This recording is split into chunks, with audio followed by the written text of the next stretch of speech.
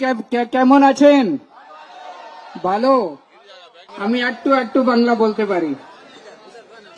আমি आईआईटी खड़गपुर थकाम, तो वहां से मैंने थोड़ी थोड़ी बांग्ला पिकअप की। और मोदी और अमित शाह बांग्लार संस्कृति बुझे ना, वो बंगाल की संस्कृति नहीं समझते। बंगाल के लोग बहुत प्यारे लोग हैं, प्यार से एक दूसरे के साथ रहते हैं, खूब प्यार देते हैं। लेकिन अगर बंगालियों के ऊपर अगर आप हमला करोगे तो ऐसा मजा चखाएंगे कि बंगाल से आपको जिंदगी भर के लिए बाहर कर देंगे। आज आप लोग देश की लड़ाई लड़ रहे हैं। ये चुनाव कोई मामूली चुनाव नहीं है। ये चुनाव कोई बीजेपी, टीएमसी, कांग्रेस, लेफ्ट इसका चुनाव नहीं है। ये चुनाव देश को बचाने का चुनाव है। कैसे? जब हमारा देश अंग्रेजों के खिलाफ लड़ रहा था, सबसे ज्यादा कुर्बानी बंगाल के लोगों ने दी थी। सुभाष चंद्र बोस, खुदीराम बोस, लाखों युवाओं ने अपनी जान कुर्बान कर दी थी। अपनी जान की बाजी लगा के आप लोगों ने देश को आजाद कराया था।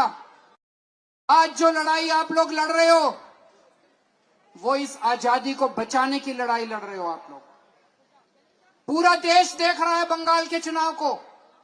पूरा देश देख रहा है कि कैसे आप लोग सड़कों पे, गलियों में इन बीजेपी वालों से लड़ रहे हो, देश को बचाने के लिए लड़ रहे हो।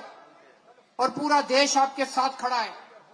इसलिए मैं दिल्ली से आया हूं, इसलिए आपका साथ देने के लिए आया हूं, क्योंकि आप जो लड़ाई लड़ रहे हो वो देश के लिए लड़ाई लड़ रहे हो। कल जब इतिहास लिखा जाएगा, जैसे आज हम कहते हैं सुभाष चंद्र बोस और खुदीराम बोस, उन्होंने देश को आजाद कराने की लड़ाई लड़ी। इतिहास में लिखा जाएगा कि आप लोगों ने देश की आजादी को बचाने की लड़ाई लड़ी। और उस लड़ाई में एक दिन केजरीवाल भी आया था आप लोगों का साथ देने के लिए। मोदी जी पूरे देश में बहुत अनपॉपुलर हो गए हैं। केवल बंगाल नहीं, पूरे देश में लोग अब उनसे नफरत करते हैं। 12 साल में उन्होंने देश का कबाड़ा कर दिया, देश को बर्बाद कर दिया। चारों तरफ बेरोजगारी है, महंगाई है, चारों तरफ मारकाट है, कोई सुरक्षा नहीं है। पूरे देश में कहीं चले जाइए, अब लोग मोदी जी से नफरत करने लगे हैं। आप सोशल मीडिया पे जाइए, इतने मीम्स बनते हैं मोदी जी के ऊपर।